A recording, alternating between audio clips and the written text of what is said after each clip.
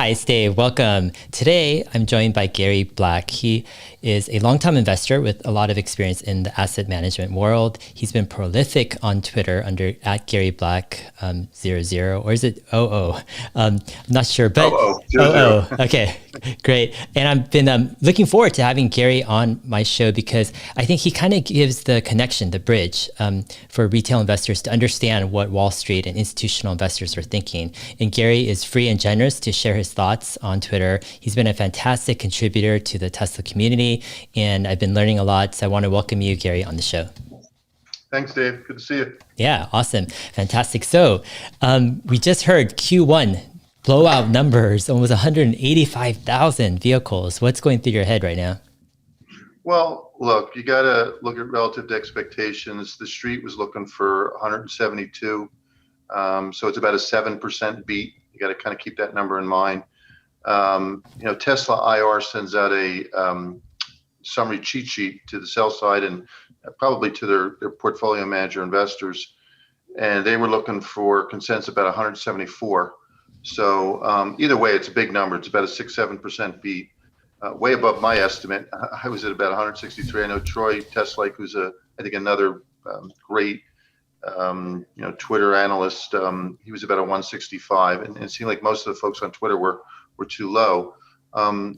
The other important thing about it was the deliveries number was 184.8 and production was about 180. Normally in the first quarter, you see production way above deliveries. And so if you want to calculate deliveries at the end of first quarter, it's down about 9 days of supply if you look at inventory. And that becomes an important number. I tried to look at where I missed. Again, I was off by about 20. And I think it's made in China Y. As you know, they were ramping up made in China Y starting with January 1st. And it's always hard to get the ramps right. The first month or so, it's not great, and then it kind of picks up. And we didn't have any March registration data, so we really couldn't tell what was going on in March. But I had about between Model Y and Model 3 in China, I was at about 57,000. And my guess is it's probably 6 or 7 higher than that. And then the other thing was Europe. Europe, we had 10 we call row-rows, roll-on, roll-offs.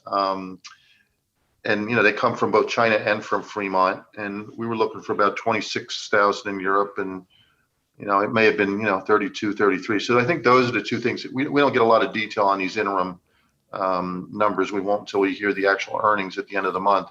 But I would bet that's probably where we were off. So look, it's great because I'd rather be way under than way over. Yeah, exactly. Yeah, I think the made in China Model Y, I think that production ramp might have been just a lot faster than people think or Correct. realize, especially in March. Might be one of the biggest factors. I mean, what do you think is going through the heads of institutional investors, Wall Street analysts? Are they surprised? Will they have to adjust their 2021 numbers or 2022 numbers? What are your thoughts?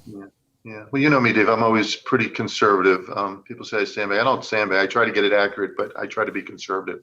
I try to be the person pushing on the other side when everybody's exuberant and when everybody's feeling awful. I try to pick people up. A couple points. One is, look, my first quarter numbers, there were a couple transitory issues. So the SX refresh, we know there was nothing. There was no volume, which we expected. We didn't expect much volume in the first quarter for S and X. I was looking for about 3, and it came in at 2. But there were a lot of one-time factors that people were concerned about. And remember, on the fourth quarter conference call, management said chip shortage, port delays. They mentioned the SX refresh. One of the things that we were concerned about is in China, they stopped offering the long range rear-wheel drive version. So there was no long range for Model 3 in China. And in the performance version is supposed to pick up very soon after. It may actually already being produced. So I think the first quarter, there were some temporary factors that we were thinking would get made up in the second, third, and fourth quarter. So if you have no SX refresh in the first quarter, you pick that up in the second, third, and fourth quarter. So the bottom line is, I don't know if sell-side analysts and portfolio managers will raise their full year numbers. And that's the key, right? The street right now is about 830 for the full year, 830,000. I would expect they come up by the amount of the beat. If they beat by about 10 or 12, they may come to 840. But a lot of these were one-time factors that we were anticipating would happen in the first quarter, and either it didn't happen. Obviously, it didn't happen. So now the question is, do you raise your estimates for all the out quarters? I'm a bull. I've told people, I got out earlier in the year because I thought that there was some issues with first and second quarter. Obviously, that's not the case.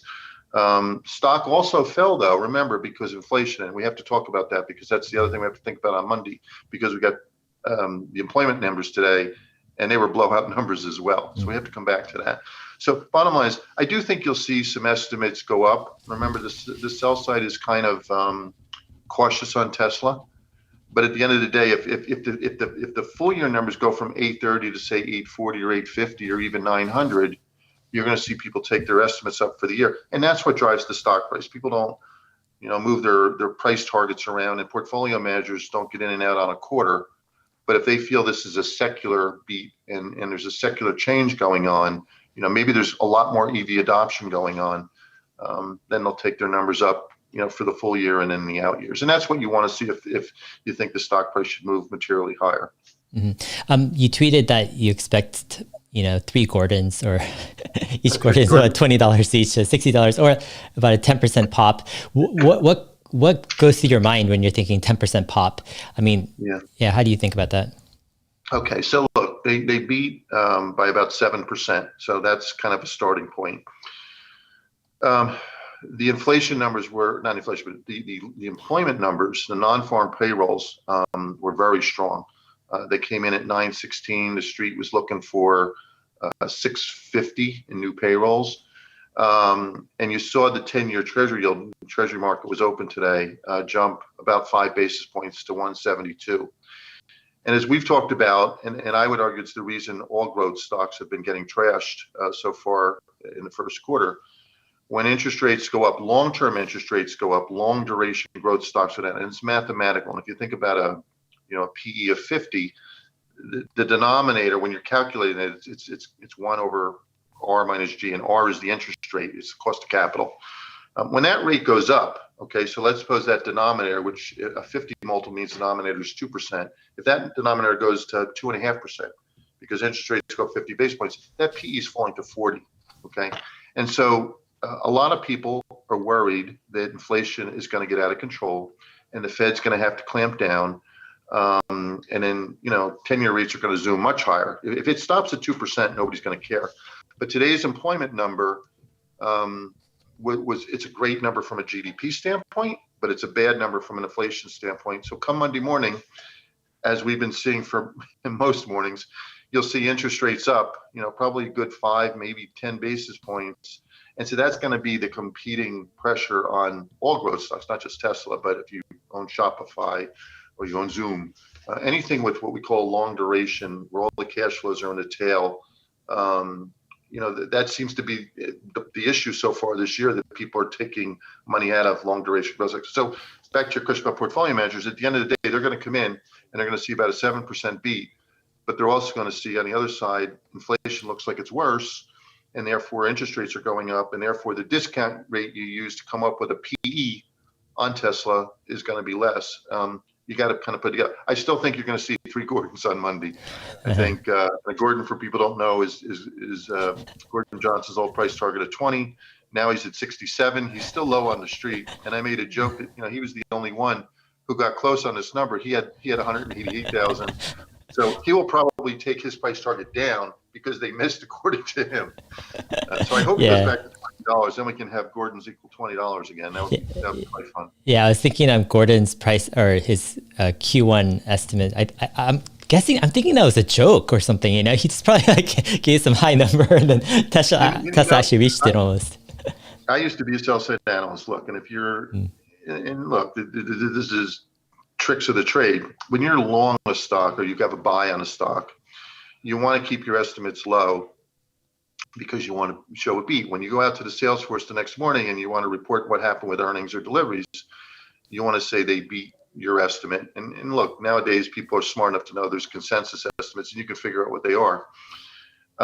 When you're short a stock or you have a sell rating on a stock, you put your numbers up high so that you can say they missed. But Gordon's numbers were so high that I don't think he has a firm anymore.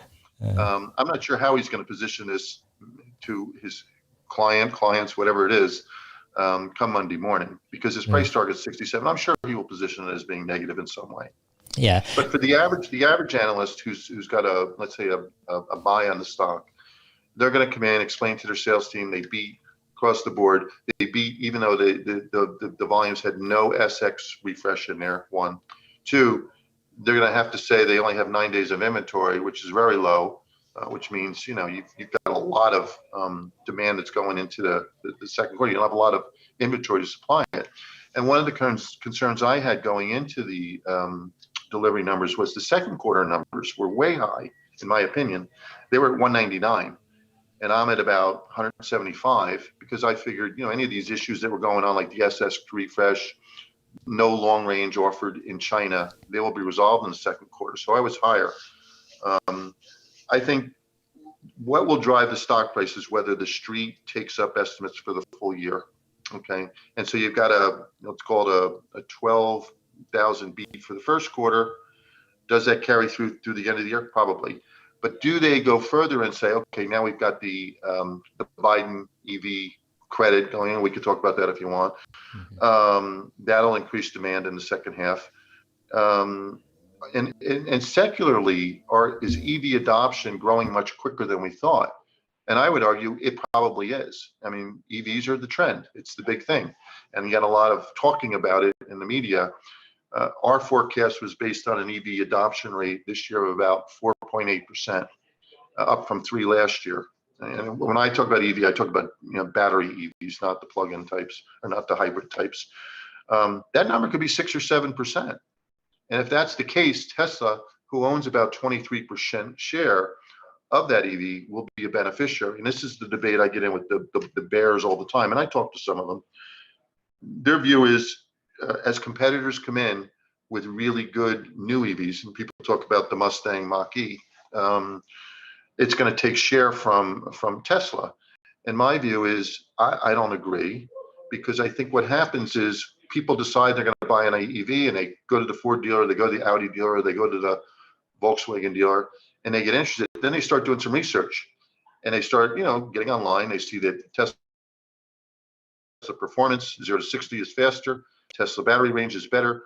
Tesla technology is better. The consumer ratings are higher. They got, so many more charging stations out there. And then they find a neighbor who owns one. And, the word of mouth on Tesla is wonderful. So I think what happens is when there's a new launch of an EV, whether it be Audi or Volkswagen or Porsche or whoever, it gets people interested in an EV. And then they go do some research and they buy a Tesla. Because it hasn't hurt Tesla. We've had new competitive offerings for 5 years. And Tesla's share hasn't moved down, it's moved up. Its share of EVs keeps moving up. So that could be the other factor that I think is important. And we don't know that until after the fact.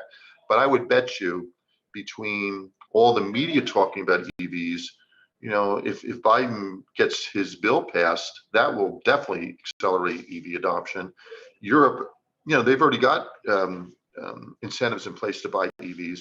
You could just see EV adoption really accelerating from 3% where it was last year. It could be 6 or 7% this year, and that would be very, very bullish.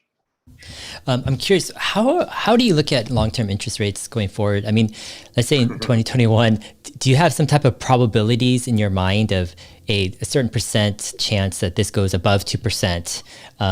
Versus, it stays around under 2%. How do you manage, all of that? Yeah, look, my view is not consensus. Consensus view is that we're going to have GDP growth this year of 7-8%. Okay, we had negative GDP growth. This is in the U.S. of negative 3.5 last year. So if you average the two, let's take a positive 8 and a negative 3.5. That's about 2.5 over 2 years. But the consensus view is inflation is going to rear its ugly head because 8% growth is a lot. And so therefore, you're going to see inflation pick up, and the Fed is going to have to clamp down on short-term rates because they're going to realize they're behind the curve. And that's what I call the bond vigilantes. And that's why you see every morning, seemingly, the 10-year, which is a compilation of all the short-term rates, and the Fed can only control short-term rates. It can't control long-term rates. You see the bond vigilantes keep pushing up the 10-year yield, where this morning it's 172. 2 months ago it was 105. And so to me, that is more what caused, Tesla to fall so sharply than any worries about first half. It's just all, and you look at Shopify, which is another stock I like. That stock got crushed. If you were to put two charts up there, Shopify and Tesla look pretty similar. And so I think, and I'm not consensus here. I think this is the worst recession we've had since the 1930 depression. I still think there's plenty of slack in the economy. And again, I look at it as, even if we have 8 or 9% GDP growth this year, we had -3.5 last year, you average the two, it's not exorbitant growth over a 2-year period. And you have to look at it over a 2-year period. So I think we're going to get to the middle of the year. We're not going to see actual inflation manifest itself. All right now is people expecting inflation is going to pick up. And I'd say the world is evenly divided. There's bond vigilantes, and then there's people, like Jay Powell, who's our Fed chairman, saying, no, this is transitory. This is one time, and we don't see the inflation yet. And we're going to keep rates low until 2023. So I think, this is my feeling, we'll get to the middle of the year. We won't see inflation materialize. And inflation meaning 2 to 3%. We may get some transitory inflation, but not long-term inflation, secular inflation. And then those 10-year rates will stabilize. If we could just get to 2% and stop 2% on the 10-year, then the growth stocks will do just fine. The worry is that it's not going to stop at 2. It's going to go to 3 or 4. And at that point, then growth stocks really start getting hammered. So the world's divided on this, Dave. It's not, there's no one answer. I think you got the bond vigilantes who think inflation's already out of control. And then you throw this 3 trillion or 2 trillion infrastructure stimulus on top of it. It makes it even worse. And then you get the other folks like me who are saying, no, this is just temporary. It's transitory. You're going to have big numbers for a couple months. You're going to see some short-term inflation. And Jay Powell's in this camp. Janet Yellen's in this camp. And inflation's not a problem, so we shouldn't take rates up. If the Fed sticks to its guns and says, nope, we're not taking rates up, I think we're going to be fine. If it starts raising rates, like goes backwards, says, we were wrong, let's start raising rates, then you're going to see more pressure. 10-year rates will go higher, and long duration growth stocks like Tesla are going to get hurt. Got it. I noticed in your portfolio, it seems like you have a decent number of stocks. How do you keep up with all the different companies? I'm curious, how many stocks do you have on your portfolio that you're tracking? I have about 30. 30, wow. I'm what I call a disciplined growth investor. And, my partner and I are, we're both very disciplined about valuation. So if you think about ARC is disruptive innovation. And I used to work with Kathy. She's a great investor. She's very good at focusing on innovation. I think we're very good at thinking about sustainable growth. And sustainability doesn't mean climate change. It means companies are going to change the world. And you think about Google, how it changes the world. So I look for big mega trends, 24/7 information, automation, living longer, clean energy. I look for companies that are going to change the world, but I don't want to overpay for them. So as you know, with Tesla, people have gotten into debates with me about autonomy and robo-taxi and stuff like that, which you've had lots of people on your show that talk about it. At the heart of my investment process is coming up with a fair value for the earnings or the cash flow. So when I look at like a Tesla, I don't include robo-taxi because I don't, as an incremental value, because I don't believe outside of automotive and the take rate on FSD, you're going to see that much incremental value. So when I look at companies like a Google or Shopify, I try to come up with a fair value. And so when I discount back, usually I like to use earnings and PEs, future earnings and future PEs. Like Tesla, I use 2025 earnings and a 2025 PE based on the growth rate after 2025. I come up with a value of $14.50 on Tesla in 2025. I discount it back. And now here's back to your earlier question about inflation. If inflation keeps going higher, I have an 11.6% discount rate I use today based on a risk-free rate of 2. if the discount rate of 2 goes to 3, okay, the value I'm coming up with for Tesla is going to go down. And precisely if it goes to 3, I've calculated it's about 750 instead of 960. But with every stock that I own in my portfolio, I have a price target. And if, the stock price is below my price target, so Tesla today is at, let's call it 670, it'll probably be, above 700 come Monday, versus the 960, the percent discount versus what I think it should be worth in today's dollars is how I size my positions. So Tesla, it's still a decent sized position for me. I got out of it, as you know, got back in it. I bought some at 620.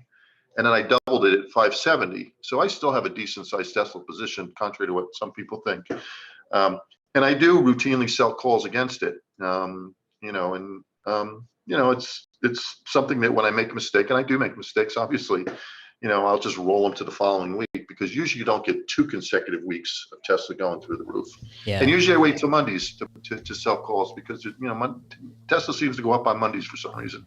Were you selling cover calls this past week? No. Yeah. Okay. Nope. Because I noticed like Friday and Monday was down. So I know one of your rules is you don't sell on down days. No. And then there's delivery numbers, and that's another one of your rules, right? You're not selling cover calls. I don't like to sell when there's events. events coming that I can't quantify. And I do, but I don't like to do it, because you just don't know. And look, not in my wildest dreams I couldn't have come up with this number that Tesla posted today. And I still think it's a stunning number. Yeah. So that's why come Monday morning I do think the stock will be up. Yeah. Valuation. Have you noticed? I mean, in the past, after COVID, it seems like the multiples the market is giving to growth stocks have just skyrocketed, and we're having to push out our forecasts, for multiple years. So we're doing multiples off of, growth stocks 4, 5, 6 years into the future. Yeah. I mean, have you noticed like 2 years ago, it didn't feel like this, it's like you could, give a decent, I'm just saying you could give a decent multiple, like a couple years, two or 3 years out, right? You give a lower multiple, but now you have to go 4, 5, 6 years out to give a high multiple. I mean, what are your thoughts? Is this reasonable? I do think it's reasonable. And again, if you believe that 10-year treasuries will stop at 2%, okay, and use Tesla as an example, what I do is I add what I call an equity risk premium to that risk-free rate, multiplied times the beta. And that's almost like a cost of capital, if you want to think about it that way. Tesla has a high beta, it's 1.6. So when you look at risk-adjusted returns, Tesla has to have a higher anticipated return because it's got higher risk. So it's almost like a penalty because the beta is so high. And that's the way portfolio managers think. So I have an 11.6% discount rate on Tesla. I have about a 8.5% rate on Google, because Google's like a bond equivalent. It doesn't really move. I mean, it feels like it moves. But when you discount earnings or cash flows back with Google, you can use a lower discount rate. So I think people have stretched some of those rules the last couple of years. But if you look back historically, the equity risk premium, meaning the difference between what equities earn versus bonds earn, it's about 6%. So you got to start with 2 plus 6, that's 8%. But as the risk-free rate, which is the 10-year treasury, goes up, to be honest with your evaluation, you have to move that discount rate up, which is going to put pressure on those multiples. Now, try to explain that versus the fact that multiples seem to get higher, like on SPACs, and there's been a lot of companies that have come public that don't have any earnings, and I'll own some. But when I do valuation on things like Uber or Bumble, which is another stock I own, it's a dating service, I try to go out where there is some earnings, and then I discount that back based on where I think the growth will flatten. I don't always use 2025. I do with Tesla. Sometimes I go out even further. Sometimes I go out less. But if you put everything in present value dollars, you're keeping your analysis honest. And that's why I don't think it's an absurd thing to see multiples that are infinite. And just like a couple of years ago, if you were buying Tesla, you didn't make any money, right? But you had to come up with a valuation. So the right way to do it with growth stocks is you got to go out to 24, 25. Usually when the growth starts to slow, after a ramp up, that's usually the year I pick. And then I come up with earnings for that year, and then I discount it back. Then I try to put a multiple in 2025 on what those earnings are, and then I discount that back from 2025 to the current. And I do that with all my companies, and it's a good way of keeping yourself honest. but yeah, there's some stuff that's really overvalued out there, and I don't want to go into names, but some of them, I just don't like. Yeah. I'm wondering what percent is Tesla of your portfolio? And then what are a couple other, let's say, big positions that you have, some other company names? Yeah, I don't want to get into disclosing that, but I'll just say, I've had it at times up to 20%, even 25%, and today it's less than that, but it's still a big position. Mm-hmm. Got it. And I mentioned one name I like. I like Google because it's got search, and I view Google as a reopening play. I mean, even though a lot of people think it's stay at home, because as people go out, they search for things. They search for restaurants. They search for places they can go. They have the cloud. They have YouTube. I own a lot of things that are more in the media space. I own Snap. I own Bumble. I own Facebook because of Instagram. I like growthy names, but I also will play things that are mispriced. So I was in JetBlue for the longest time. I bought Lulu the other day. It hasn't worked for me because they basically guided. The quarter was great. They guided higher, and Lulu always at the beginning of the year tries to put full year numbers out that it can beat and raise. That's the phrase. So I bought it at, I don't know, 310, and it finished at like 301. So I haven't made any money on it. But I'll probably put about 20% names in my portfolio just that I think are just mispriced for whatever reason. They get beaten up. They're growth names. They get beaten up, and then I think the street just they punish them over. They over punish them for something short term. And with Lulu, it's again, I think about megatrends. People want to get in shape. People want to live longer. Okay, so it plays to that trend. It's a great management team. It's got a great brand. It's it's the very top brand in the athletic wear business, Nike and Lulu. But they basically gave guidance that I thought was just too conservative for the year, which ends next January, and then every quarter they'll beat and then they'll raise and they'll beat, and that's what Lulu always does. So that's like a type of stock I would own. JetBlue, I bought some RCL. I've been looking at Wynn Resorts, stuff that's reopening, but it's more growthy. I don't like. People say, well, why don't you own Volkswagen? I struggle with a Volkswagen. It's not a growth stock, and it's got some growth segments, but I can't own something like Volkswagen or GM. It just the EV piece of it is too small, and it's funny. I watch CNBC sometimes when I'm not getting annoyed by it, and they say, well, we should be buying Volkswagen because it's so cheap, or GM because it's so cheap if we're going to play the EV credit. And I laugh at that. I say that's silly. It's 2% of their profits. It's 2% of their volume is EVs. So they're not going to get much mileage out of this. Yeah, I see that. I'm curious, with so many different companies that you're tracking, like where do you get these ideas to invest, and how do you keep up? I mean, obviously one person can't live like 10 lives to research everything. So, I mean, are you subscribing to paid services? Do you have like a team? Do you have newsletters or something that you follow? Like where do you get this info? I have a partner I work with. He's a very experienced PM. I used to work with him for many years. And, we're actually going to be, I don't want to do any commercials because I'm not allowed to, but we'll be launching a sustainable fund soon, which you'll hear more about. But it'll be a concentrated portfolio, high conviction, and it'll be, 30-ish type names. And so we start with I don't want to use the word quant because I'm definitely not a quant. I'm a bottom-up research guy. But, a screen that looks for high growth, high ROE, clean balance sheets. We look for sustainable growth that can be sustained for many periods. And we can use quant service that, gives, they take thousands of names and rank them into deciles. And that's a good starting point. We can look at what ranks the highest based on the factors that we think are important. Return on capital, high growth, high unit growth is a great predictor of long-term value. And then we look at the megatrends. We have a list of about 10 to 12 megatrends. 24/7 information, entertainment, e-commerce, electronic pay, automation, healthy living, living longer, clean energy is one of our mega trends. And then we try to find names that best fit in that. And then what we try to do is we start researching them and try to, build models and figure out what are these things really worth, how long. The key variable, quite frankly, in the model is how long is the growth rate going to be sustained? Mm-hmm. Because a lot of times you get great growth and then competitors come in and then the growth rate basically reverts to the norm. But if you can find a company like Google or Amazon, where the growth rate is going to be sustained for many years, you can justify the valuation. Now, it's interesting about Google. It only trades for about 22 times next year's earnings. I use 22 earnings to size things because 21 is going to be a crapshoot. Nobody knows.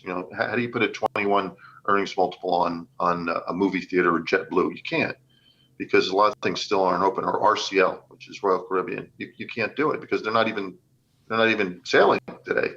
Mm-hmm. So I use 22 earnings for everything right now, and that actually allows me to compare across. But when I look at Google's trading at literally 22 times earnings next year, and it's growing. It's you can look at paid clicks, you can look at revenues, you can look at earnings, you can look at cash flows. But let's call it 18 to 20% growth. That's 1.2 times growth, which is very cheap. And this is my most frustrating thing talking about Tesla with people. When I look at Tesla, I've got about $9 a share in 22 earnings this year. I think people will take their estimates up, so let's call it 450 is where I'm. The street's below that, but I think it'll be close to $9 in 2022.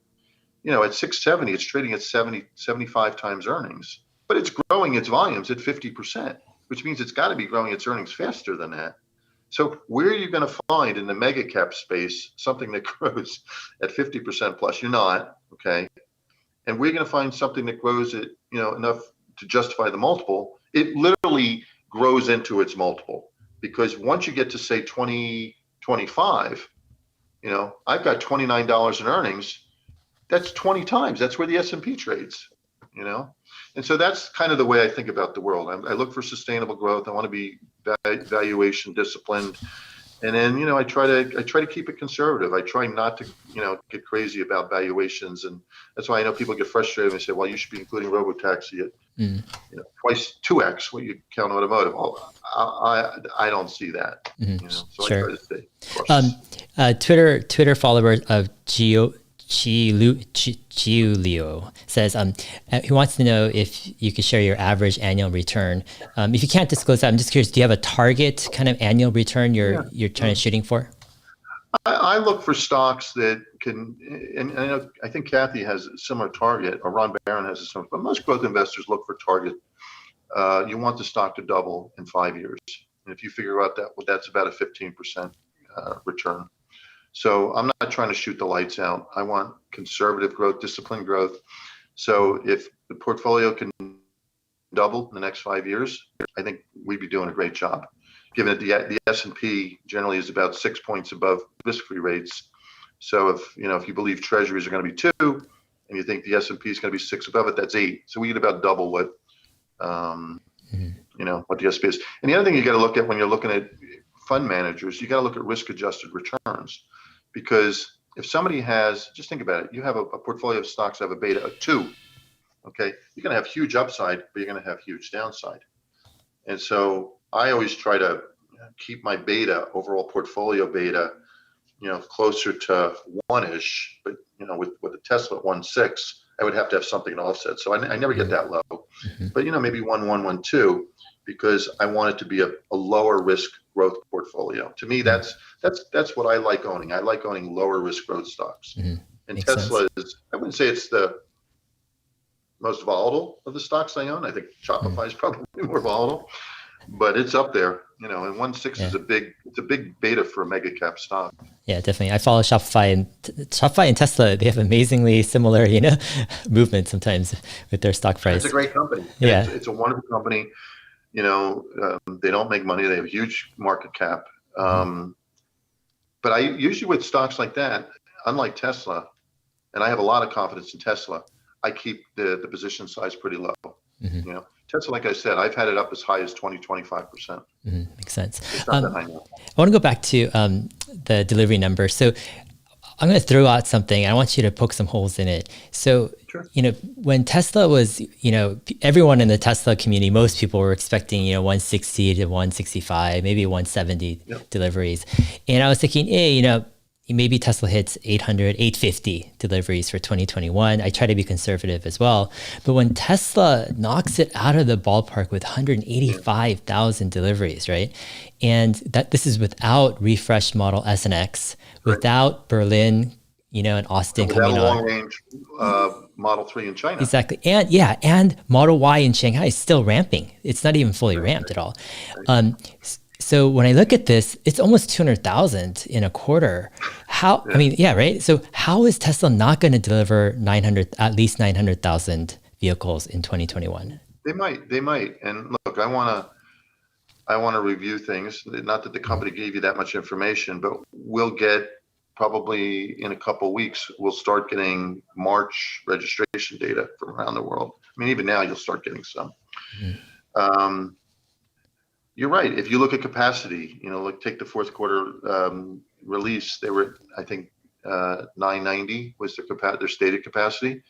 They're adding 150, which is the Model Y capacity expansion in China. So then they're up to, let's call it 115. Then you throw Berlin on, at 250. You throw Austin on, another 250. And to your point, by the end of the year, you're up to 1516. So how could they not deliver 900 this year? Would be, they may. And I think with a 180, 185 type number, you got to think to yourself, okay, could they do 200 in second quarter? Maybe. I mean, I think 190 would be pushing it, but they could do 200. It's possible. But then once you have Berlin and Austin, it depends how quickly those come on. They could definitely get to 900 this year. I'm still kind of probably in the 830, 840 range. I mean, the street is 830. Yeah, with Q2 though, I mean, why would it be only 190 when you have Model S and S refresh, right, getting pushed out, and you have Model Y made in China just starting to ramp up more in Q2? Wouldn't you expect kind of a bigger jump than just 5,000 deliveries? Well, remember Model S and X, yes, you have refresh, so it's kind of a brand new car, and you're probably going to have great demand. And in fact, again, they called it out in the delivery release. Tells me they're seeing orders for S and X that are probably pretty good. Okay, so that's one of the things I want to rethink about. But they don't sell that many. If normally it's they only sold 2, but normally it might be 15 a quarter. So you could probably add maybe 15 or 20 maybe for second quarter. But yeah, then you're up to 195, 200. And then you got to believe that next quarter, made in China Y is going to be even bigger than it was this quarter, because January, probably through early February, you were still in the ramp up phase. So you're right. You probably could get a number that's bigger, but then you got to weigh it against, you got more and more competitors coming out, but you've always had competitors coming out, would be, what the Super Bowl would say. So look, if I were a betting man, and again, I have a $960 price target, I'm long the stock, it's one of my biggest positions. I would say, yeah, there's a good chance it could do 900, and that therefore the stock should have even a higher price target than 960, because my 960 is just based on literally the automotive business and the energy business, but the energy business is tiny. I don't have anything for anything else, but just based on the automotive business, I could have higher than a 960 price target. Yeah, definitely. And then again, what you have to do is you have to weigh that against the fact that, so the numerator is the earnings piece, but the denominator, when you're thinking about valuation, is the cost of capital. And if inflation is really, much higher than people think, and the 10-year has to go to 3, I'm telling you what portfolio managers are going to do. They're going to continue to reduce their valuations of growth stocks. That's just the way they're trained. And you may say, well, that's stupid, but that's what they do. Yeah. That's what you've seen so far. Yeah, definitely. I would argue most of the reduction of Tesla from its peak of 880 to 600, and now it's back to 670. Not all, but probably 2/3 of it is because interest rates, and a third of it was probably because of these temporary factors in the first quarter and second quarter. And a lot of times when I'm telling people this, I'm not saying I agree with them. It's just what it is. It's the way the market behaves. And so you got to get the market right. The market is what's judging your returns. And so if you believe that this is the market's, I don't think the market's correct about inflation, but it is what it is. And you just have to play by the market's rules. Yeah, definitely. Biden. Biden tax credit. So a couple of questions on this. Do you think the Biden tax credit for EVs, let's say, $7,500 tax credit or something along that line. Do you think it'll pass? Do you think it'll be capped similarly to the past tax credit? And do you think this, I mean, how do you weigh the pros and cons? Is this just a temporary kind of boost short term for Tesla? Does it hurt Tesla long term? Because, after they reach the cap rather quickly, other companies will have this, credit while Tesla doesn't. I mean, yeah, how do you wrap your head around this tax credit issue? Well, first of all, I don't think it'll be 7,500. I think it'll be 10,000 because that's what everybody in Washington's telling me, that Schumer, who is running this, and he's Senate Majority Leader, they're working on a $10,000 assumption. And it'd be nice when we can get the budget, what they call the skinny budget. It was supposed to be out today, but I saw something. I thought I saw something that said that they're not going to get it out this week. So let's just suppose that it's $10,000. The other thing that I'm most interested in is, will they leave it uncapped? And remember, there's another person besides Schumer, Senator Schumer, Senate Majority Leader. So he's the most influential person in the Senate.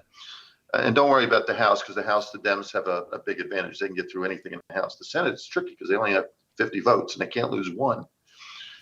Schumer and Stabenow, Debbie Stabenow is from Michigan. She's the other person running the EV part of this infrastructure bill.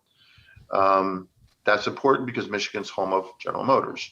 General Motors is in the same boat as Tesla, where they've already run through their cap. The cap's 200. So I would bet, given that GM wants to, they're very aggressive at trying to get more EVs. I would bet that they will also push to have it be uncapped. And so the way Washington works, it's staffs working with staffs. Biden, he's like a CEO, but he's older, and I don't think he's going to get into the details. So it's going to be his staff that's working on this bill, and you got to look at who in the Senate and who in the House are going to work on it. Senate's more important because they have to keep 50 votes. And again, when you bring it back to this inflation data from today, or the employment numbers from today, the Republicans are going to scream all weekend, you don't need any more stimulus, because they don't think we should have another $2 or $3 trillion stimulus for infrastructure. So I would say you'll get a skinny budget. We'll see what's in it for assumptions for the EV. There's 174 billion in this infrastructure bill for EVs broadly. We don't know if it's 10,000, it's 7,500. I know it's over 8 years. Okay, that's the way they worded it. I can't come up with 174 billion. So what you do is you multiply the number of EVs you think are going to be sold. There's about 17 million vehicles sold, light trucks and cars in America each year. Even if you did 10% EVs, and last year was 2 in the US, you can't for 8 years, you're not coming up with 174 billion. So I believe they're probably using 10,000 as a blueprint. So what happens next? The skinny bill comes out probably next week. At some point, somebody in the House and somebody in the Senate will draft legislation to get this infrastructure bill passed.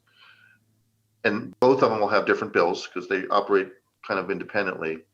And then you'll have jostling back and forth, trying to figure out how do we get the votes. With Dems, with the House, it doesn't matter. The Dems can do whatever they want. But the Senate, they can't lose any other Dems, and they would hope to get at least one Republican.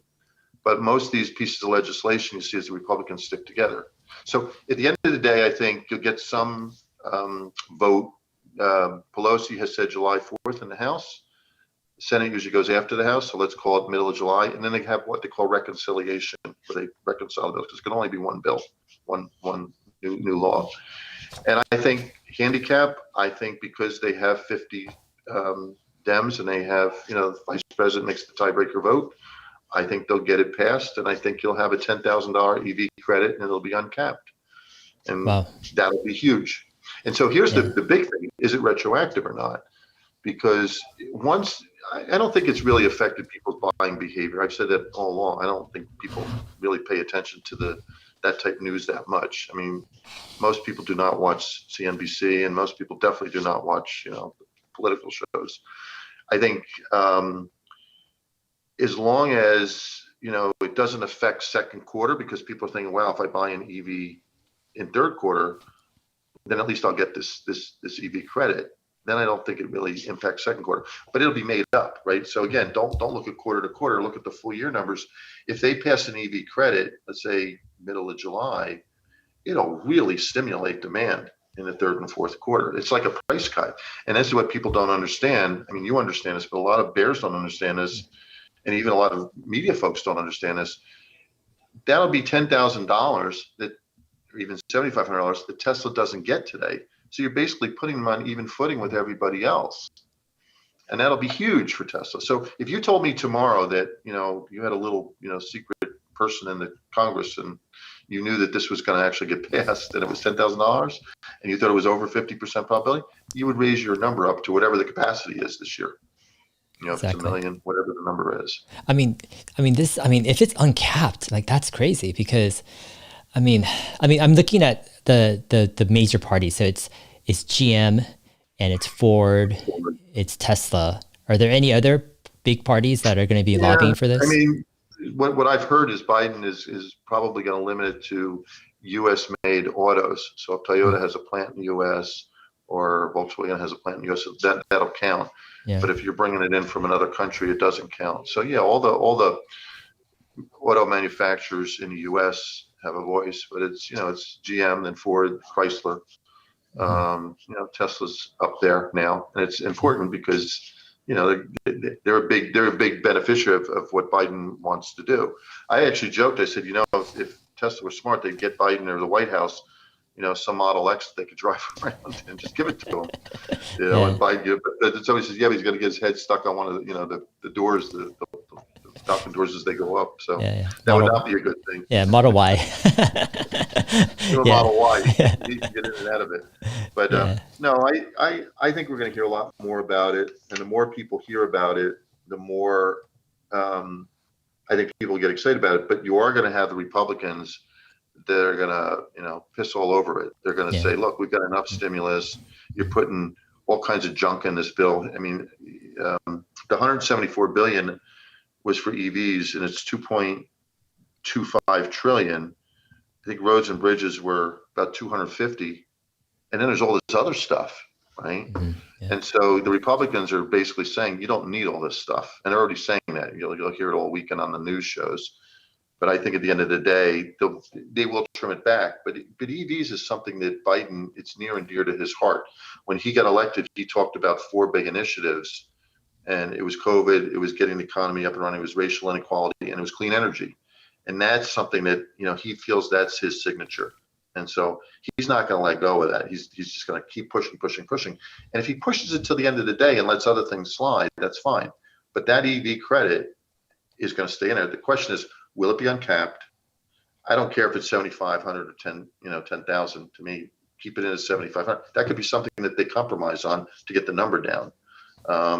But to your point, it's got to be uncapped, because if they put it in at the cap's 200 today and they change the language, I think it's 30D in the IRS code. If they change it so it's 500, that doesn't do Tesla any good. Yeah. If in the US they're selling, let's call it 300, 400 a year. Yeah. I mean, if you work out the numbers, even if you do $100 billion of, tax credit or rebates, I mean, that's a lot of cars, we're talking about, if you do 10,000 for a million, that's 10 billion. So you have to do 10 million cars. I mean, if you drop it to 5,000, you're talking about 20 million cars. And who's going to sell all those cars? Is like Ford or GM going to sell 20 million cars? It's like, and then I'm wondering, do you think Tesla would raise their prices at all? Like, especially at the low end, because there's so much demand? It's possible. Hey, look, I'm in perfect agreement with Elon's strategy. Bring the prices down in line with variable costs. As battery costs come down, they should keep pushing the prices down to get more EV adoption. I would sacrifice margin to get more EV adoption. And again, if you put a $7,500 credit or a $10,000 credit on a Ford Mach-E or a Volkswagen ID4, assuming it's produced in the U.S., you're bringing the price way down. And again, what people do is they get excited about EVs and they say, we really should buy an EV because we're very concerned about climate change. You talk to people, who are under the age of 40, and this is what is like one of the top three issues is clean energy and stopping, the climate from changing so rapidly. My kids who are conservative like me, but they all believe in climate change. They're very EV friendly. And again, you talk to a kid who's 30, a person who's 30, they all love Teslas. Mhm. And so this is where I go back to that. If you're bringing out a Volkswagen branded EV, I don't know if it has the cachet that a Tesla has. I've actually been surprised that the Mustang Mach-E has gotten as much excitement as it has because it's got a gas guzzling heritage. And I drove it, and it feels nice. It looks decent. Doesn't have it looks once you're inside it, the technology is nowhere near what the Tesla is. It's no comparison. But I think people want to buy clean energy vehicles, and I think you're going to see EV adoption go through the roof much quicker, and everybody's got to take their models up and their assumptions up if this tax credit in an uncapped way changes. Because to me right now, I've got 4.8% in 2021. I think I've got to go into 7 next year, and then it ramps up to about 24% by 2025, and that's global. But the U.S. has lagged the rest of the world for a long time in EV adoption. So that could be a big number. Yeah. So I want to toss out something, and I want to ask if your model is your price target. I think it's 960 for the next 6 to 12 months. Is considering this or taking this into consideration or not? So full self-driving. So I know longer term you're a little bit skeptical in terms of the dominance that Tesla can have with autonomous driving. But in the short term, I have an idea. So if Tesla can actually roll out this beta successfully, and over the next 6 months, or let's say over the next 6 months or so, it goes to wide release, people are impressed. How is Tesla full self-driving as an option take rate not going to double? And then won't that increase margins that Tesla gets per car? Sure. And are any analysts really expecting that this year? And is your price target really, incorporating that? Here's the problem, Dave. And again, I don't want to come off as being bearish because I'm a bull. Okay. But today's take rate in the U.S. is mid-20s, Europe's mid-teens, China's 2. So you put it together, and you got about a mid-teens take rate at $10,000. And then people say, well, that's because they don't realize what it does. Well, it's true. It's not operable yet. And so the question then becomes is, let's pose, as you said, you pose the question, you have FSD wide release, and it works, and you don't have a bunch of accidents.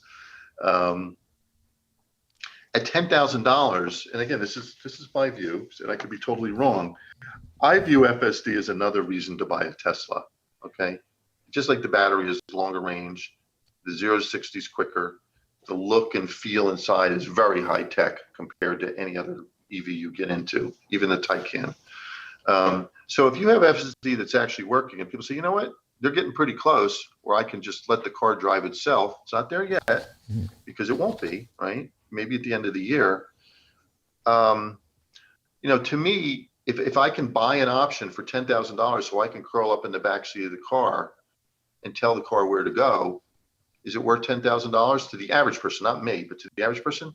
Maybe. And so then you get into this debate with people about, well, what if there's a MMR, monthly recurring revenue, a subscription model, where they're charging, 99 is the number I come up with, because, and this is where people miss this, at the end of 5 years or 6 years or 7 years, when you get rid of your Tesla, it's got a value. So when you trade it in or you sell it, just like the performance package, it has a value attached to it. So if you pay $10,000 and let's say in 5 years it's worth $5,000, okay, that's $5,000 divided by 60 months. It's going to be less than $100. So let's assume it's $99 because that sounds like a good number. Yeah, I could see EV, the take rate on the FSD being, much higher than what it is today if you had that type of availability. But then it goes to the second part of your question, though, how much of an advantage, using their AI-based approach, will they have versus somebody who uses enhanced LiDAR or something else that it may not be as good, but it can be close, okay?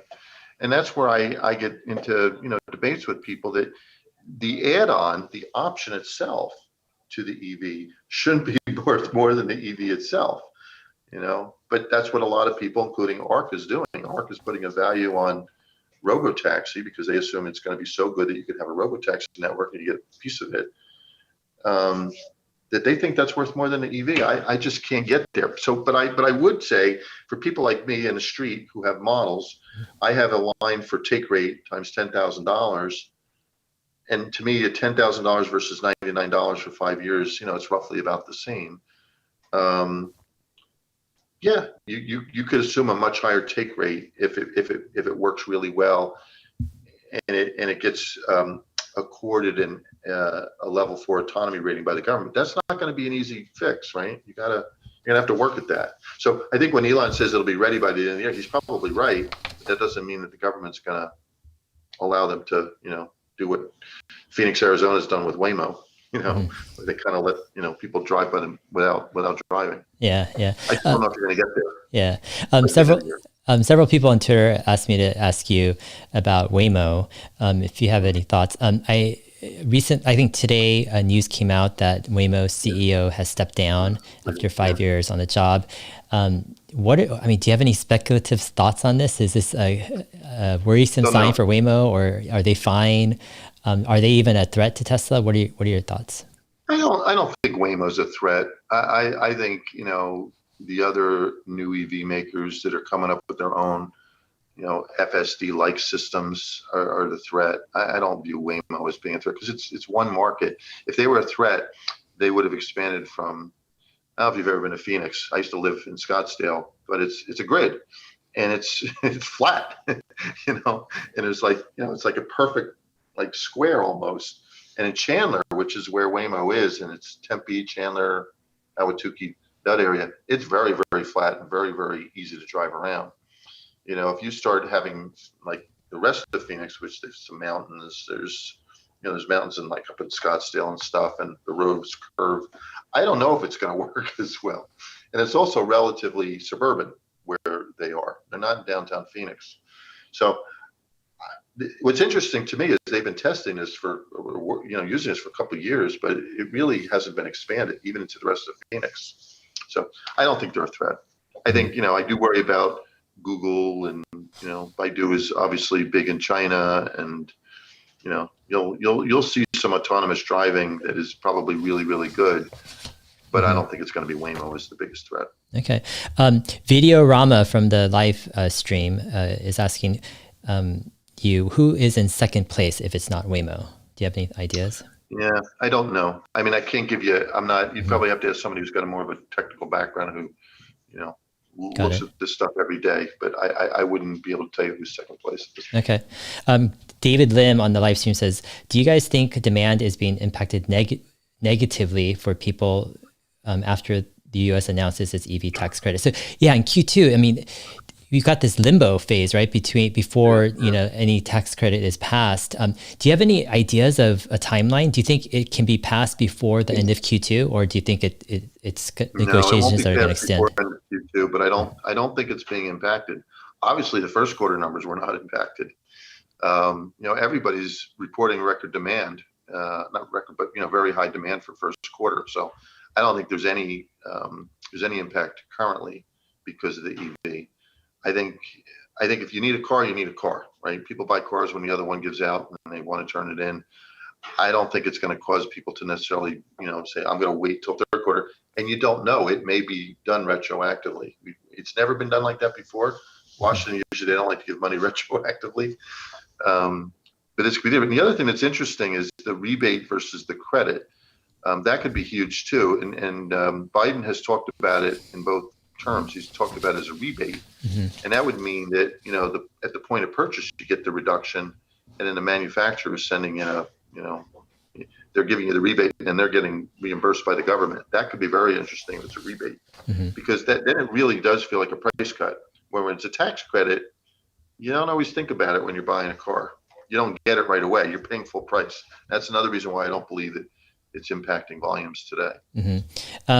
We got so another question is the 28% corporate tax rate. So Biden's proposing moving from 21 to 28%. What's the impact of that?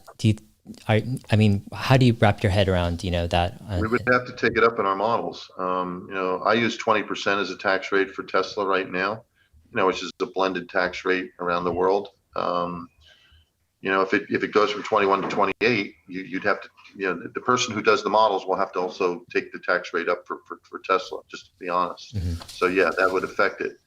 And it would impact people's price targets. I mean, do you have any longer term, things? Are you concerned that this will impact growth, innovation, investments, all that? Look, 28% tax rate is high relative to the rest of the world, but the flip side of more inflation and more growth is people are more prosperous. People have more wealth. That's the whole definition of GDP. It's a national income measurement. So if GDP growth is stronger, in theory, you're going to sell more Teslas, and you're going to sell more cars in general. So I think it kind of balances each other out. Yeah, you have a higher tax rate. You have a higher discount rate used for valuation, but you're going to sell more cars. So I kind of look at it as a wash. I'm not smart enough to figure out which is more powerful at this point. Got it. Have you heard anything about kind of the more personal tax increases? Biden has floated the whole removal or, taking out long-term capital gains tax for those making $1 million or more. So they're going to pay just income tax, but then he might increase the income tax rate as well.